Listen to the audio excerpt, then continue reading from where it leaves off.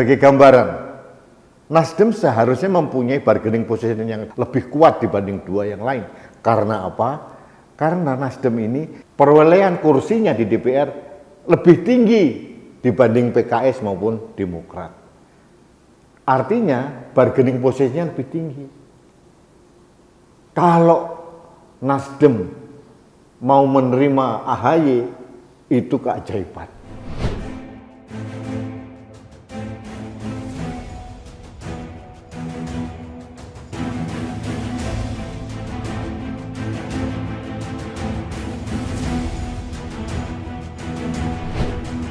Halo sahabat Indonesia, kita bertemu kembali dalam Opini Rudi. Sahabat Indonesia, hari ini Jumat tanggal 7 Oktober tahun 2022, kabarnya calon presiden dari Partai Nasdem, Anies Baswedan, bertandang ke kantor DPP Partai Demokrat. Apa yang dibicarakan, saya tidak tahu. Tapi saya membayangkan dalam prediksi politik saya bahwa perkawinan antara Demokrat, Nasdem, dan PKS itu bukan sesuatu yang mudah seperti membalikkan telapak tangan. Saya selalu mengistilahkan bahwa akan terjadi kawin paksa. Karena apa? Ideologi dan genetika antara Nasdem khususnya dengan PKS itu seperti bumi dengan langit. Nasdem yang nasionalis demokratik, makanya mereka selama ini nyaman dengan kelompok-kelompok partai nasionalis, sekarang dipaksa oleh ketua umumnya untuk kawin dengan ideologi dari PKS yang jelas bukan nasionalis, tapi sudah tahu sendiri seperti apa warnanya PKS. Bahkan beberapa orang mengatakan PKS ini sebetulnya adalah pengejawantahan dari ideologi Ikhwanul Muslimin. Benar atau tidak? Nah, sampai sekarang belum ada bantahan. Sedangkan Demokrat ini agak hampir tidak mempunyai warna yang khas. Demokrat pada pemilu 2014-2019 terombang-ambing ke sana kemari. Akhirnya dia bingung menempatkan diri. Karena apa? Karena memaksakan. Nah, saya yakin memaksakan diri AHY akan jadi cawapres dari Anies, ini akan menjadi soal yang tidak mudah bagi dua kelompok ini. Saya kemarin mengatakan dari kelompok ini ada 3 main master. Yusuf Kala, kemudian ada SBY, ada Surya Paloh. Saya katakan terus terang bahwa Anies Baswedan ini masih dicalonkan oleh Partai Nasdem. Belum di-announce oleh Partai Demokrat, belum juga di-announce oleh PKS. Kalau PKS hampir tidak ada masalah tentang Anies. Nah, kalau Partai Demokrat ini menjadi catatan. Karena apa? Partai Demokrat prediksi saya mau mencalonkan Anies dengan catatan. Catatannya apa? AHY jadi cawapres. Syaratnya itu. Dan syarat ini bukan syarat yang mudah diterima oleh Nasdem maupun PKS.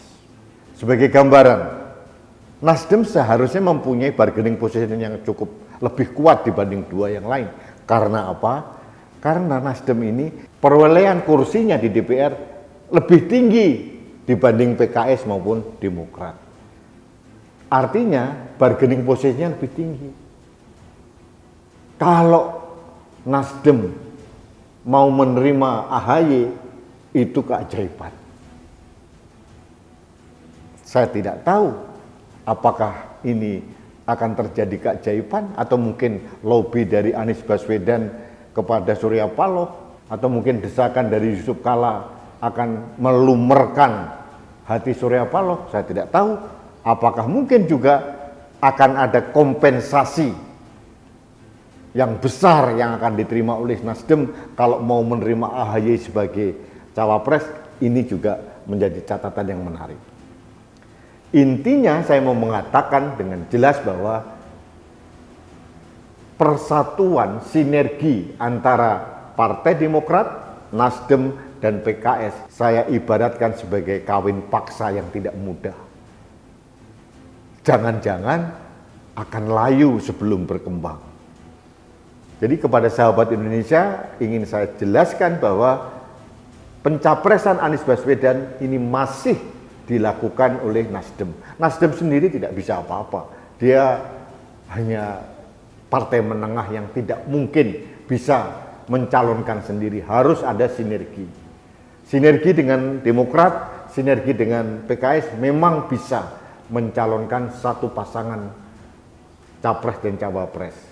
Tapi yang saya sampaikan tadi, syarat-syarat yang mungkin akan dipaksakan oleh SBY dan Partai Demokrat dalam koalisi ini membuat Nasdem akan mempertaruhkan atau berjudi dengan waktu. Karena apa? Kalau Anies Baswedan saya mengerti mempunyai kekuatan, tapi kalau AHY apa prestasinya? Jadi ketua umum partai pun karena warisan dari bapaknya. Jadi tentara pun masih level menengah, mayor dipaksakan keluar. Belum pernah menjadi anggota DPR, belum pernah menjadi anggota badan-badan yang lain, belum pernah menjadi kepala daerah, wali kota, bupati, apalagi gubernur. Jadi pengalamannya masih nol pudul, nol besar. AHY yang besar adalah bayangannya, bayangan dari bapaknya. Karena ini adalah seorang politisi karbitan, dikarbit barang mentah supaya kelihatan manis, dikasih karbit, diperam dikasih karbit. Kalaupun hasilnya manis ya, manisnya manis nggak enak, manis nggak natural. Dan ini yang terjadi dengan AHY selama ini. Gaya pidatonya ikut bapaknya, narasinya nggak jelas, kadang-kadang mendekati Pak Jokowi, sowan ke Pak Jokowi, sowan ke menteri-menteri, tapi kemudian dia menghujat Jokowi, meledek-ledek Jokowi, katanya Jokowi hanya gunting pita, bahwa selama ini yang mempunyai peranan besar adalah bapaknya. Nggak jelas. Tapi saya memaklumi, tidak pernah marah karena memang karbitan. Terus mau diapain lagi? Apa yang kita harapkan dari karbitan? Kalaupun dijual, buah karbitan juga murah. Dan belum tentu ada yang orang mau. Nah, ini analogi yang mungkin terjadi kalau kawin paksa ini dipaksakan, harus ada antara Nasdem, Demokrat, dan PKS. Mengawinkan air dengan minyak, dengan dilarutkan dengan segala macam cara, belum tentu mudah dilakukan. Kecuali ada perangsang yang lain, stimulan lain, kompensasi lain yang diterima Nasdem. Kita tidak tahu. Yang jelas saya katakan Nasdem ini di antara tiga partai ini, Nasdem, Demokrat, PKS, ini mempunyai bargaining yang lebih tinggi karena jumlah kursinya paling banyak di DPR. Jadi artinya kalau Nasdem akhirnya mau menerima AHY menjadi cawapres, berarti Nasdem sedang melacurkan diri. Karena apa? Tidak memanfaatkan bargaining position atau mungkin telah mendapatkan kompensasi yang jauh lebih besar secara pragmatis dari kedua partai atau dari bohir dari koalisi ini. Kita lihat saja nanti. Saya sangat menantikan kelanjutannya seperti apa. Prediksi saya perkawinan paksa ini tidak mudah, banyak kendala, dan sampai detik ini Demokrat juga belum mencalonkan Anies Baswedan. Karena apa? Ada syaratnya tadi.